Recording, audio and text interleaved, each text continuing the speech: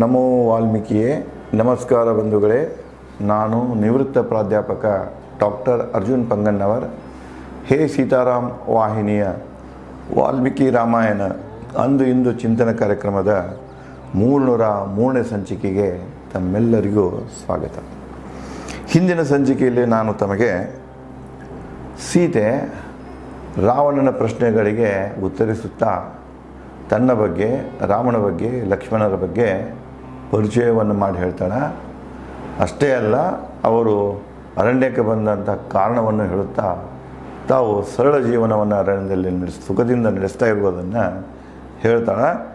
ಅದನ್ನು ಹೇಳುವಂಥ ಮಾತುಗಳನ್ನು ಕೇಳಿ ರಾವಣನಿಗೆ ಅನ್ನಿಸ್ತಿದೆ, ಈ ಹೆಣ್ಮಗಳು ನಾನು ಪುಸಲಾಯಿಸುವಂಥ ಮಾತಿಗೆ ಬಲಿಯಾಗುವುದಿಲ್ಲ ಅಂದ್ಕೊಂಡು ನೇರವಾಗಿ ಭಾಷಣಕ್ಕೆ ಬರ್ತಾನೆ. ನಾನು ರಾವಣ, ನಿನ್ನ ಸೌಂದರ್ಯ ನೋಡು ನಾನು ಮನಸ್ಸು ಸೋತಿದ್ದೇನೆ, ನನ್ನ ಹೆಂಡದರಲ್ಲಿ ಇರುವಂತಹ ಎಲ್ಲ ಆಸಕ್ತಿಗಳನ್ನು ಕಳ್ಕೊಂಡಿನೇ, ಇಚ್ಛೆಗಳನ್ನು ಕಳ್ಕೊಂಡಿನೇ, ಅದಕ್ಕೆ ನೀನೇ ನನ್ನ ಪತ್ನಿಯಾಗು, ನಿನ್ನನ್ನು ನಾನು ಪಟ್ಟದ ರಾಣಿಯನ್ನಾಗಿ ಮಾಡ್ತೇನೆ, ಧರ್ಮಪತ್ನಿಯನ್ನಾಗಿ ಮಾಡಿಕೊಳ್ತೇನೆ, ನಿನ್ನ ಸೇವೆಗಾಗಿ ಸಾವಿರಾರು ಸೇವಕಿಯರನ್ನು ಇಟ್ಟಿರ್ತೇನೆ, ಮತ್ತು ನೀನು ಒಂದು ಸಲ ನನ್ನ ಜೊತೆಗೆ ಬಂದ ನೀನು ಲಂಕೆಯನ್ನು ನೋಡಿದ, ಲಂಕಾ ರಾಜ್ಯವನ್ನು ನೋಡಿದೆ ಅಂದ್ರೆ ನೀನಾಗಿ ನನಗೆ ನೀನು ಬೆನ್ನು ಹತ್ತೀಯ, ನನ್ನ ಮಾತನ್ನು ಕೇಳ್ತೀಯ ಅನ್ನುವಾಗ ರಾವಣ ಹೇಳ್ತಾನೆ.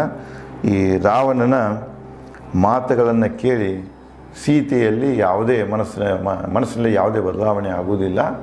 ಆಕೆ ಶಾಂತ ಚಿತ್ತದಿಂದ ರಾವಣನಿಗೆ ಹೀಗೆ ಉತ್ತರಿಸ್ತಾಳೆ. ಓ ರಾವಣ, ಮಹಾಸಾಗರ ಶಿಖರಗಳಂತೆ ಅಚಲ ನನ್ನ ಪತಿ ರಾಮ. ನನ್ನ ಗಂಡ ರಾಮ ಮಹಾಸಾಗರದಲ್ಲಿ ಇರುವಂತಹ ಶಿಖರಗಳಂತೆ, ಅಲ್ಲಿ ಏನು ನಡುಗಡ್ಡೆಗಳಲ್ಲಿ ಇರುವಂಥ ದೊಡ್ಡ ದೊಡ್ಡ ಬೆಟ್ಟಗಳ ಶಿಖರಗಳಿರ್ತಾವಲ್ಲ, ಆ ನೀರು ಬಂದು ಎಷ್ಟೋ ಹೊಡೆದ್ರೂ ಕೂಡ, ಅಂದ್ರೆ ಸಮುದ್ರದಲ್ಲಿ ಆ ಬಂಡೆ ಇದ್ದಂತೆ ಎಷ್ಟೋ ಬಂದು ಅಪ್ಪಳಿಸಿರೋ ಕೈದ ಅದಕ್ಕೆ ಏನೂ ಆಗೋದಿಲ್ಲ. ಅದಕ್ಕೆ ನನ್ನ ಗಂಡ ಅವನ ಜೀವನದಲ್ಲಿ ಎಷ್ಟೋ ಏರಿಳಿತಕ್ಕೆ ಬಂದವು, ಏನೆಲ್ಲ ಬಂದರೂ ಕೂಡ ಅವನು ಯಾವಾಗೂ ವಿಚಲಿತ ಆಗದಂಥ ವ್ಯಕ್ತಿ ನನ್ನ ಗಂಡ ರಾಮ ಅಂತ ಹೇಳ್ತಾಳೆ. ಅವನೊಂದಿಗೆ ಬಾಳುವ ಪ್ರತಿಜ್ಞೆ ಮಾಡಿರುವೆ. ಮದುವೆ ಮಾಡ್ಕೊಳ್ಳೋ ಕಾಲಕ್ಕನ ಪ್ರತಿಜ್ಞೆ ಮಾಡೇನೆ. ಅವನನ್ನು ಎಲ್ಲ ವಿಧದಲ್ಲಿಯೂ ಪತಿಯಂತ ಸ್ವೀಕಾರ ಮಾಡಿದ್ದೇನೆ, ಮಾನಸಿಕವಾಗಿಯೂ ಪತಿಯಂತ ಸ್ವೀಕಾರ ಮಾಡಿದ್ದೇನೆ, ದೈಹಿಕವಾಗಿಯೂ ಮಾಡೇನೆ, ಎಲ್ಲ ರೀತಿಯಿಂದ ಅವನೇ ನನ್ನ ಗಂಡಂತ ನಾನು ಒಂದು ಸಲ ಸ್ವೀಕಾರ ಮಾಡಿದ್ದೇನೆ. ಒಂದು ಸಲ ಆ ಗಂಡನ ಸ್ವೀಕಾರ ಮಾಡಿದ ನಂತರ ಇನ್ನು ಯಾರನ್ನೂ ಗಂಡಂತ ಸ್ವೀಕಾರ ನಾನು ಮಾಡಲಾರೆ. ಅವನು ಡಿನೈ ಮಾಡಿಬಿಟ್ಟಳಕ್ಕೆ. ಅವನು ಹೇಳಿರ್ತಾನೆ, ನನ್ನ ಹೆಂಡತಿ ಆಗಂತ ಹೇಳಿರ್ತಾನಲ್ಲ, ನನ್ನ ಪುರುಷೋತ್ತಮ ಇರುವಂಥ ನನ್ನ ಗಂಡನೇ, ಸರ್ವಶ್ರೇಷ್ಠ ಇರುವಂಥ ನನ್ನ ಗಂಡನೇ ಇರುವ ಹೇಳಿದಾಗ ನಾ ಇನ್ನೊಬ್ಬರ ಪತ್ನಿ ಆಗುವುದಿಲ್ಲ, ನಾನೇ ಅವನು ಬಿಟ್ಟು ಬರುವುದಿಲ್ಲ, ಅವನೇ ನನ್ನ ಸರ್ವಸ್ವ ಅಂತ ಹೇಳ್ತಾಳೆ. ಮುಂದುವರಿದು, ವಿಶಾಲ ಆಲಮರದಂತೆ ಎಲ್ಲರಿಗೂ ಆಶ್ರಯ ನೀಡುವ ಸತ್ಯವಾನ ಧರ್ಮಿಷ್ಠ ಸದ್ಗುಣಿ ರಾಮ, ಅವನೊಂದಿಗೆ ಬಾಳುವ ಪ್ರತಿಜ್ಞೆ ಮಾಡಿರುವೆ.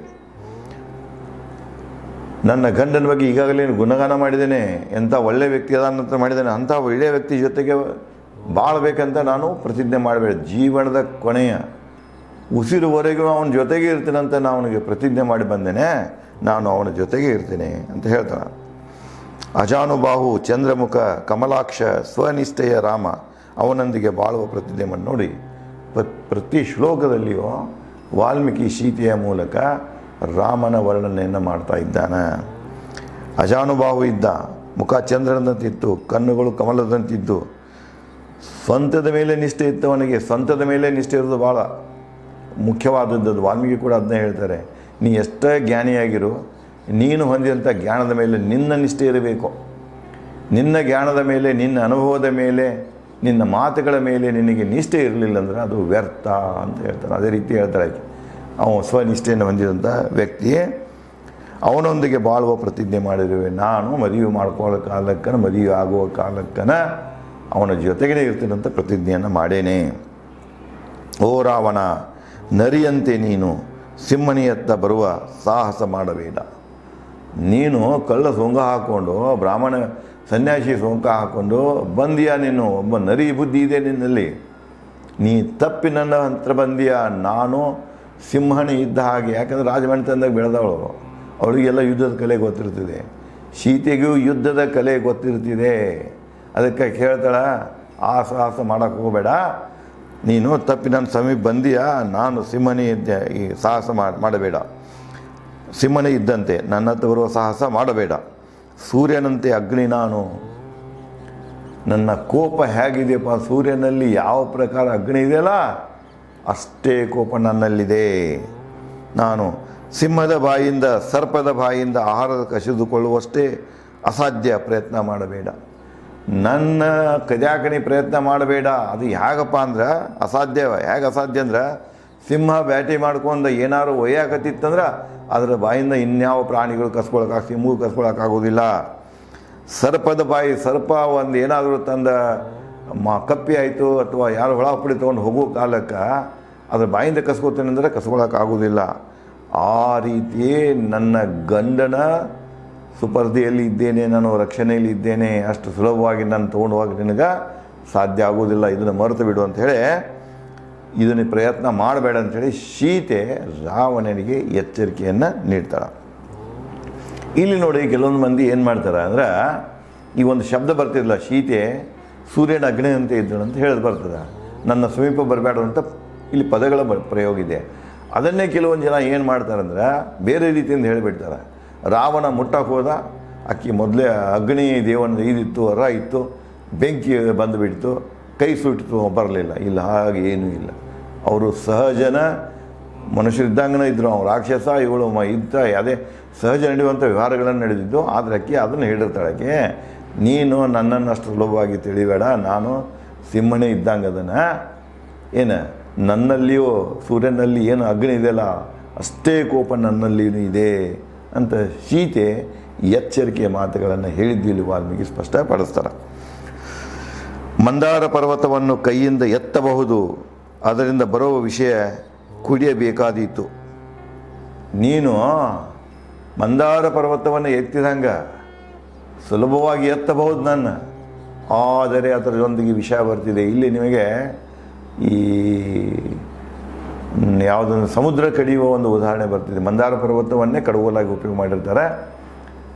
ಶೇಷವನ್ನು ಹಗ್ಗಾಗಿ ಮಾಡಿಕೊಂಡು ಒಂದು ಕಡೆ ದೇವತೆಗಳು, ಇನ್ನೊಂದು ಕಡೆ ರಾಕ್ಷಸರು ಸಮುದ್ರ ಮಂಥನ ಮಾಡುವ ಕಾಲಕ್ಕೆ ಏನು ಬರ್ತಿದ್ದಪ್ಪ ಅಂದರೆ ವಿಷಯ ಬರ್ತಿದೆ. ಅಲ್ಲೇ ಅದನ್ನು ವಾಲ್ಮೀಕಿ ಅವರು ಇಲ್ಲಿ ಉಪಮಾಗಳ ಮೂಲಕ ಈ ರೀತಿ ಹೇಳ್ತಾರೆ, ನೀನು ಒಂದು ವೇಳೆ ಮಂದಾರ ಪರ್ವತದ ಎತ್ತಿ ಕಡಿದು ಹೆಂಗೆ ನೀ ಇದು ಮಾಡಿಲ್ಲ ಆ ರೀತಿ ಮಾಡ್ಬೋದು, ನನ್ನ ಎತ್ತಬಹುದು, ಆದರೆ ಅಲ್ಲಿ ಮೊದಲು ಬರ್ತೈತೆ ಯಾವುದಪ್ಪ ಅಂದರೆ ವಿಷ. ನಾ ಅಂದ್ರೆ ನಿನ್ನ ಪಾಲಿಗೆ ವಿಷ, ನೋಡಿಕೊಂಡು ನನ್ನ ಕೈ ಹೆಚ್ಚು ಅಂತ ಹೇಳ್ತಾಳೆ. ನಿನಗೆ ಒಂದು ವೇಳೆ ನನ್ನ ಮುಟ್ಟಿದಂದ್ರೆ ನಿನಗೆ ವಿಷ ಕುಡಿಯಬೇಕಾದಿತ್ತು, ವಿಷಾನ ಕುಡಿಬೇಕಾಗ್ತಿದೆ, ನನ್ನ ಮುಟ್ಟಿದ್ರೆ ವಿಷ ಕುಡಿಯೋ ಸಂದರ್ಭ ನಿನಗೆ ನಿರ್ಮಾಣವಾಗ್ತಿದೆ ಅಂತ ಎಚ್ಚರಿಕೆ ಕೊಡ್ತಾಳೆ. ರಾಮನ ಪತ್ನಿಯನ್ನು ಅಪಹರಿಸುವುದೆಂದರೆ ವಸ್ತ್ರದಲ್ಲಿ ಬೆಂಕಿ ಉಂಡಿಯನ್ನು ಒಯ್ದಂತೆ. ನನ್ನನ್ನು ಅಪಹರಿಸೋದಂದ್ರೆ ಏನು ಗೊತ್ತಾ, ನೀನು ಉಡಿದಾಗ ನೀ ಬೆಂಕಿ ಕಟ್ಕೊಂಡು ಹೋದಂಗೆ, ನೀನು ಪದರದಾಗ ಬೆಂಕಿ ಕಟ್ಕೊಂಡು ಹೋಗ್ತೀನಿ, ನಾನು ಎಲ್ಲಿ ತೊಗೊಂಡು ಹೋಗ್ತಿಲ್ಲ, ನಾನು ನಿನ್ನ ಪಾಲಿಗೆ ಬೆಂಕಿ, ನಿನ್ನ ಪಾಲಿಗೆ ವಿಷ, ನೀನು ಸಾಯ್ತೀಯ, ನಿನ್ನ ಸಾವನ್ನು ನೀ ತೊಗೊಂಡು ಹೋಗಬೇಡ, ನಾನು ನಿನ್ನ ಸಾವಿದ್ದಂಗೆ, ಎಲ್ಲಿ ತನಕ ಅಪಹರಿಸುವ ತನಕ ನಾನು ನಿನಗೇನು ಸಂಬಂಧ ಇಲ್ಲ. ನನ್ನ ನೀ ಅಪಹರಿಸಿದಂದ್ರೆ ನಿನ್ನ ಪಾಲಿಗೆ ನಾನು ವಿಷ ಆಗ್ತೇನೆ, ನಿನ್ನ ಪಾಲಿಗೆ ನಾನು ಬೆಂಕಿ ಉಂಡಿ ಆಗ್ತೇನೆ. ಅದಕ್ಕೆ ನಾನು ತೊಗೊಂಡು ಹೋಗಬೇಡ. ನಾನು ತೊಗೊಂಡು ಹೋಗೋದು ಏನಪ್ಪ ಅಂದರೆ ಪದರಾಗ ಬೆಂಕಿ ಕಟ್ಕೊಂಡು ಹೋದಂಗೆ ನೀನು ಒಬ್ಬ ಸುಟ್ಟು ಸಾಯೋದಿಲ್ಲ, ಇಡೀ ಲಂಕೆಯನ್ನು ಸಾಯಿಸ್ತೀಯ, ನೀನು ಇಡೀ ರಾಕ್ಷಸ ವಂಶವನ್ನೇ ನಾಶ ಮಾಡ್ತೀಯ ಅಂತ ಎಚ್ಚರಿಕೆಯನ್ನು ಹೇಳ್ತಾಳೆ. ನೀ ರಾಮನಿಂದ ಹತನಾಗುವೆ ಯುದ್ಧದಲ್ಲಿ. ನನ್ನ ರಾಮ ಸುಮ್ಮನೆ ಇರೋದಿಲ್ಲ, ನೀ ಅಪಹರಿಸ್ಕೊಂಡು ನಾನು ಹೋದೆ ಅಂದ್ರೆ ನೀ ಎಲ್ಲದೆ ಹುಡುಕೊಂಡು ಬಂದ ನಿನ್ನ ಜೊತೆಗೆ ಯುದ್ಧ ಮಾಡಿ ನಿನ್ನನ್ನು ಕೊಲ್ತಾನ, ವಧೆ ಮಾಡ್ತಾನ. ಅದಕ್ಕೆ ಈ ದುಷ್ಟ ಸಾಹಸಕ್ಕೆ, ಹುಚ್ಚು ಸಾಹಸಕ್ಕೆ ಕೈ ಹಾಕಬೇಡ ರಾವಣ ಅಂಥೇಳಿ ಸೀತೆ ರಾವಣನಿಗೆ ಎಚ್ಚರಿಕೆಯನ್ನು ಕೊಡ್ತಾಳೆ.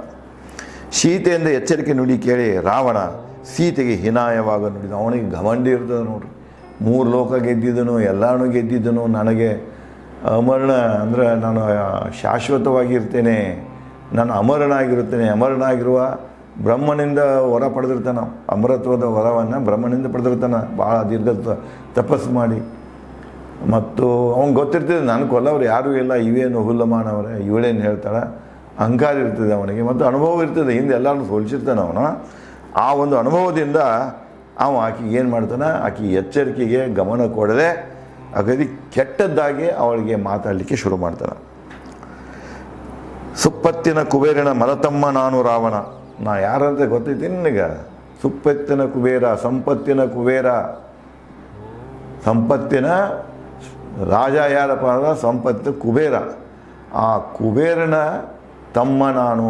ಅಲ್ಲಿ ಗೊತ್ತಿಲ್ಲ ವಿಶ್ವಾಸುಗ ಇಬ್ಬರು ಹೆಣ್ಣಂದರೆ ಮೊದಲೇ ಹೆಂಡತಿ ಮಗ ಕುಬೇರ, ಎರಡನೇ ಕೈಕಶಿ ಮಗ ಏನಂದ್ರೆ ರಾವಣ. ಈಕೆ ರಾಕ್ಷಸಿ ವಂಶ ಇರ್ತಾಳೆ, ಆಕೆ ಒಬ್ಬ ಮುನಿ ಮಗಳಿರ್ತಾಳೆ. ಹೀಗಾಗಿ ಏನು ಹೇಳ್ತಾನೆ, ಕುಬೇರನ ಅನ್ನ, ಆ ಅನ್ನನ ತಮ್ಮ ನಾನು ರಾವಣ. ಭದ್ರನು ಓ ಮೋಹಕ ಮೈಕಟ್ಟಿನ ಹೆಣ್ಣೆ.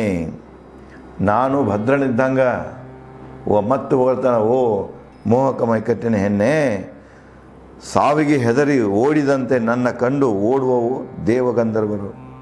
ಸಾವನ್ನು ನೋಡಿಕೊಳ್ಳಿ ಹೆಂಗೆ ಓಡಾಕ್ ಹಿಡಿತಾನೆ ಮನುಷ್ಯ, ಹಂಗೆ ನನ್ನ ರಾವಣನ ನೋಡ್ರಂದ್ರೆ ದೇವತೆಗಳನ್ನು ಓಡ್ತಾರೆ, ಗಂಧರ್ವರು ಓಡ್ತಾರೆ, ಎಲ್ಲರೂ ಓಡಾಕ್ ಹಿಡಿತಾರೆ. ಮಾನವ ಜೀವ ಜಂತುಗಳು ನಾನೇ ರಾವಣ. ಅವುಗಳ ಜೊತೆಗೆ ಎಲ್ಲ ಜೀವ ಜಂತುಗಳು ನನ್ನ ಕಂಡು ಅಂದ್ರೆ ಓಡಾಕ್ ಹಿಡಿತಾವ. ಆ ಹೆದರಿಕೆಗೆ ಇನ್ನೊಂದು ಹೆಸರೇ ರಾವಣ. ಆ ರಾವಣನೇ ನಾನು ಅಂತ ಹೇಳ್ತಾನೆ. ಯುದ್ಧದಲ್ಲಿ ಕುಬೇರ ಎಲ್ಲವನ್ನು ನನಗೆ ಸೋತು ಓಡಿ ಕೈಲಾಸ ಸೇರಿದ ನಾನೇ ರಾವಣ. ಮೊದಲೇ ನಾನು ವರವನ್ನು ಪಡೆದ ನಂತರ ಯುದ್ಧ ಮಾಡಿದ್ದೆ ನನ್ನ ಅನ್ನನಾದಂಥ ಕುಬೇರನೊಂದಿಗೆ. ಯಾಕೆ ತಾಯಿ ಹೇಳಿರ್ತಾಳೆ ಕುಬೇರನದೆಲ್ಲ ಕಸ್ಕೊಂಡ್ಬಿಡು ಅಂತೇಳಿ. ಅವಾಗ ಅವನ ಮೇಲೆ ಯುದ್ಧ ಮಾಡಿ ಲಂಕೆಯನ್ನೇ ತೊಗೊಳ್ತೇನೆ, ನಾನು ಕಸ್ಕೊಂಡು ಬಿಟ್ಟೇನೆ, ಅವನ ಪುಷ್ಪಕ ವಿಮಾನ ಕಸ್ಕೊಂಡೇನೆ. ಅವನು ಸೋತಿ ಹೆದರು ಹೋಗಿ ಶಿವನ ಹತ್ರ ಏನು ಮಾಡಿದ, ಕೈಲಾಸ ಸೇರಿದ. ಅವನ ಕೈಲಾಸಕ್ಕೆ ಆಶ್ರಯ ಪಡ್ಕೊಂಡ. ಅಂಥವನು ಓಡಿಸಿದಂಥ ವ್ಯಕ್ತಿ ನಾನು ರಾವಣ. ನನಗೆ ದೇವತೆಗಳು ಹೆದರುವರು, ನಾನೇ ರಾವಣ. ಮತ್ತು ನಿನಗೆ ಗೊತ್ತಿದೆಯಾ ನಾ ಯಾರನ್ನೋದು? ಅರಣ್ಯ ನದಿ ಮಹಾಸಾಗರಗಳನ್ನು ಬತ್ತಿಸಬಲ್ಲೆ. ಸಾಗರವನ್ನು ಬತ್ತಿಸುವಂಥ ಶಕ್ತಿ ನನ್ನಲ್ಲಿದೆ, ನನ್ನ ಆಯುಧಗಳಲ್ಲಿದೆ. ನದಿಗಳನ್ನು ತಡೆಯುವಂಥ ಆಯುಧ ನನ್ನಗಳಲ್ಲಿವೆ. ಅದರೊಂದಿಗೆ ದೇವತೆಗಳನ್ನು ಹೆದರಿಸುವ ಶಕ್ತಿಯನ್ನು ಹೊಂದಿದಂಥ ವ್ಯಕ್ತಿಯೇ ಆ ರಾವಣ ನಾನು. ಇಂದ್ರನ ಅಮರಾವತಿ ಮೀರಿಸುವ ಲಂಕೆ. ಇಂದ್ರನ ಒಂದು ವನ ಇದೆ.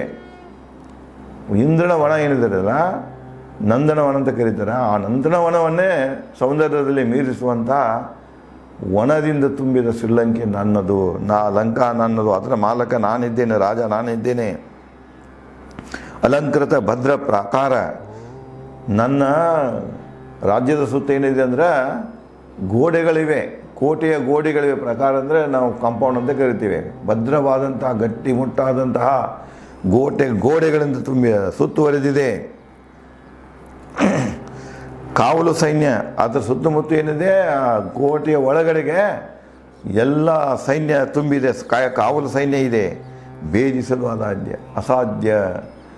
ಲಂಕೆಯನ್ನು ಯಾರಿಂದಲೂ ಭೇದಿಸಲಿಕ್ಕೂ ಸಾಧ್ಯ ಇಲ್ಲ. ದೇವರಿಂದ, ಮಾನವರಿಂದ, ರಾಕ್ಷಸರಿಂದ, ಯಕ್ಷರಿಂದ, ಗಂಧರ್ವರಿಂದ, ಯಾರ್ಯಾರೇ ಮಹಾ ಅತಿರಥಿಗಳು ಬಂದರೂ ಕೂಡ ನನ್ನ ಲಂಕೆಯ ಭದ್ರತೆಯನ್ನು ಭೇದಿಸಲಿಕ್ಕೆ ಯಾರಿಗೂ ಸಾಧ್ಯವಿಲ್ಲ. ಅದು ದೇವದುರ್ಗ ಅಂದರೆ ನಿಸರ್ಗದಿಂದ ಎಲ್ಲ ಕಡೆಯಿಂದ ನೀರಿನಿಂದ ಸುತ್ತಕೊಂಡಿದೆ.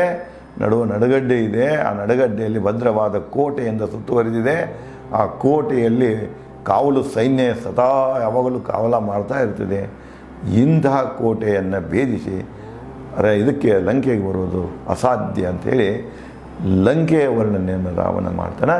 ಮುಂದುವರೆದು ಮತ್ತು ಸೀತೆಗೆ ಏನೇನು ಹೇಳ್ತಾನೆ, ಎಂಥ ಹೀನ ಶಬ್ದಗಳನ್ನು ಉಪಯೋಗ ಮಾಡ್ತಾನೆ, ಏನು ಹೆದರಿಕೆ ಆಗ್ತಾನೆ ಅನ್ನೋದನ್ನು ನಾನು ತಮಗೆ ಮುಂದಿನ ಸಂಚಿಕೆಯಲ್ಲಿ ಹಂಚಿಕೊಳ್ಳುತ್ತೇನೆ. ಧನ್ಯವಾದಗಳು.